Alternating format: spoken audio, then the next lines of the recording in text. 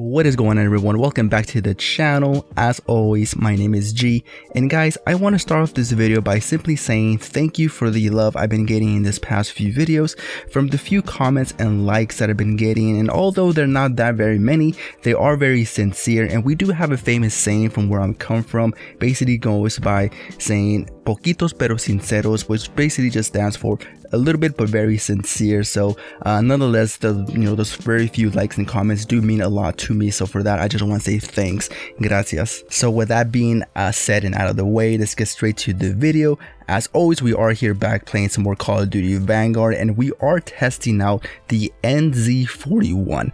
Now, the NZ-41 was an extremely unique gun in the sense that there were so many attachments that made this gun great, but also there were so many attachments that made this gun just absolutely trash. So here is my final class setup, and honestly I can't really say that this is the best optimized setup because, like I mentioned, there were too many good attachments to pick from to say that this was the best one. Everyone will find out that they play differently, so many of these attachments might not be their preferable choice. To start off, for the muzzle, the Mercury silencer, I found out it just worked out perfectly with this gun, as it does with many other guns I've already reviewed. For the barrel, the Orb Weaver 360 MMBC was my personal favorite from the bunch.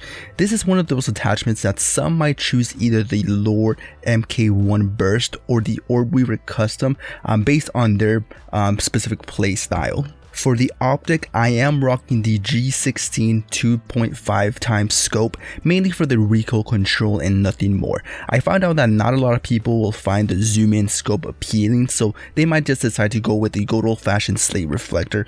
Either or will work fine in my personal opinion. Now for the fun one, the stock. This is one of the attachments that is really going to fall on your preferred attributes, but I will say that all three Orb Weaver attachments are pretty solid. But for my personal playstyle, I chose to go with the Orb Weaver Elite.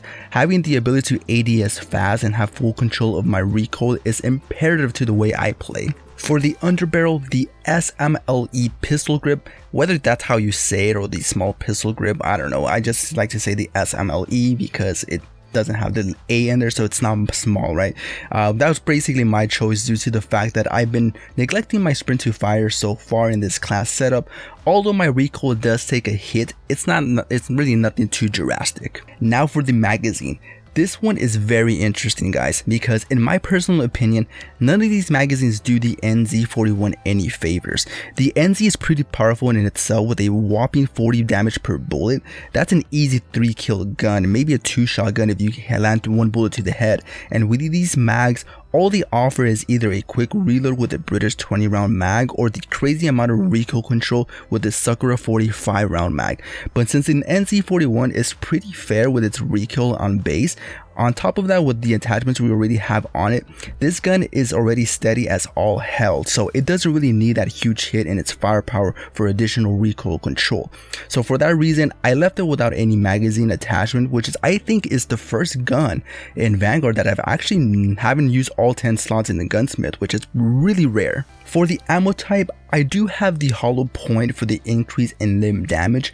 Like I mentioned earlier, the NZ does have a base 40 damage per bullet, so this ammo type just kicks it up a notch. For the rear grip, I am using the stippled grip for some more recoil control, but also for the initial accuracy and recoil. This helps me out tremendously whenever I am playing extremely aggressive. For the proficiency, I am using Frenzy. Again, with this gun's crazy 3-shot kill, it's not too hard to completely wipe out a couple of enemies who are dumb enough to stick right next to each other and get that easy quick health regen if I do get shot in the process. And lastly, for the kit, fully loaded was just my personal choice. I just hate having to pick up a random gun from the ground, and with the NZ-41, it's pretty easy to get my final kill streak before I do fully run out of my ammo. So with that being said, my friends, that's my personal class setup. Like I mentioned, this class might not be everyone's choice in gear, but that's what made this gun super interesting and fun, because there wasn't a one-size-fits-all type build that we all come to expect with other guns like the MP40 or the Cooper carbine. I personally think the NZ-41 is one of the most balanced guns in Vanguard, and it's a true shame that it doesn't really get that much use in the game or that much love or spotlight in the lobbies, because so many people are just so stuck in the meta, and this gun just continues to remain relegated to just staying back in the in the bench and not being used that very often. The gun's design is also pretty cool, so hopefully more people will decide to expand their gun repertoire, because as it stands, the NZ-41 is super underrated and definitely a sleeper. From the moment I started to use the NZ-41, it just felt good. I don't know how to explain it. As I unlocked more attachments for it, the more I played with those certain attachments, my playstyle somewhat changed to fit whatever attachments I had at that time. And yeah, sometimes those attachments made the gun worse. And yes, I am looking at you, the British 20 round mag. The NZ-41 never felt completely underpowered compared to let's say the Cooper Carbine or the Whitley. It definitely did hold up its own. With so many other attachments to choose from, the NZ-41 definitely adds some pretty solid replay value to test some other wacky things and see if they work out or not. With that being said, my friends, I would like to end the video here by giving my final verdict on the NZ-41. The NZ-41 is an extremely underrated gun and one that actually caught me by surprise. I had a lot of fun using this gun, and maxing it out was a breeze. I will most definitely keep this gun in my classes and really play around with some of the other attachments and see what kind of fun gameplays I can come up with.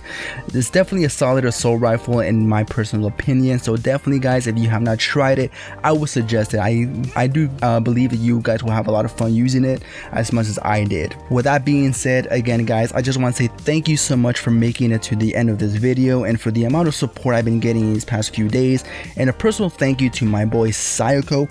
I know you don't speak English that well, brother, but I hope I don't butcher this. Let's see if I can say this right. Arigato gozaimasu, Sayoko-san. I think that's how you say it, right? Yeah, man. Again, man, I appreciate your support. You've been hitting me up a lot on Instagram, and you've been watching all my videos. You actually show me the playlists that you actually made just to watch all my videos. So I appreciate that support, man. So Sayoko, thank you, man. But with that being said, guys, I just want to say thank you again for the amount of love, and I'll see you all in the next one. All right, peace out.